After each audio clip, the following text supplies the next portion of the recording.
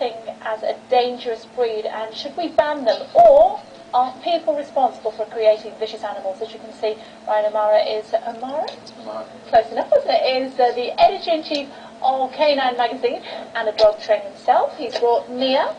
She doesn't look that vicious to me, but they have a terrible reputation.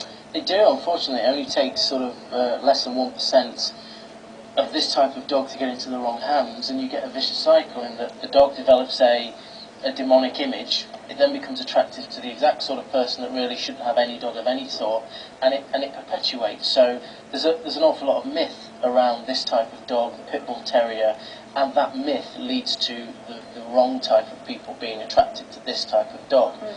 What we have to do is understand that every single dog has got the potential to cause damage. The larger the dog, the larger the potential for damage. But there is no such thing as a dangerous dog. To say there is a dangerous dog, you have to by definition say there is a safe dog. There just isn't. But you wouldn't leave a child, a baby, with a dog like that, would you? I wouldn't leave a child or a baby with any dog. I knew you were going to say that. Yeah, I mean, in France there was a baby killed by a Pomeranian, which is a dog that size. Ultimately, I wouldn't do it as much for the dog's sake as anything, because we don't know how it's going to react. But ultimately, we've got a problem in that where we have a law that allows anybody to get any dog, we're going to get these kind of trends. And what we have to accept is that the 1991 Dangerous Dogs Act clearly has failed. Otherwise, we wouldn't be having this conversation. We'd be talking about a lowering of the dog attack figures and less people being inclined to dog fight. So do we need to change the law? Do we need to improve the law? If we want radically different results, we need a radically different law. And the law that we've got at the moment is very, very much post-event. And it legislates, it says the pit bull, that's the evil dog, let's ban that dog.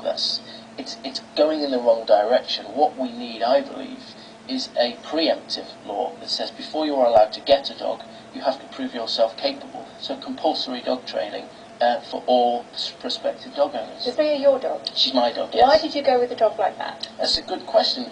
I used to be a gun dog trainer, and so What sort of gun dogs? Labradors and Spaniels. My first dog was a You can't Labrador. train Irish setters. Well, no, Irish setter. That's a challenge. But with my first dog being a Labrador, and when he passed away, I just thought I can't get another Labrador because I will horribly judge it against my first dog. So I almost went back to the basics, read the books, and thought back on the dogs that I'd worked with in the past. And the Rottweiler just kept coming up. They're such a placid-natured dog. They're a clown. They're very friendly. And of course they've got this horrible reputation. And I just thought, well, that's not the Rottweiler that I know. And I've met many dogs that have this reputation, and I just think it's completely down to the owner to develop the dog, and regardless of what the breed is. What about if they're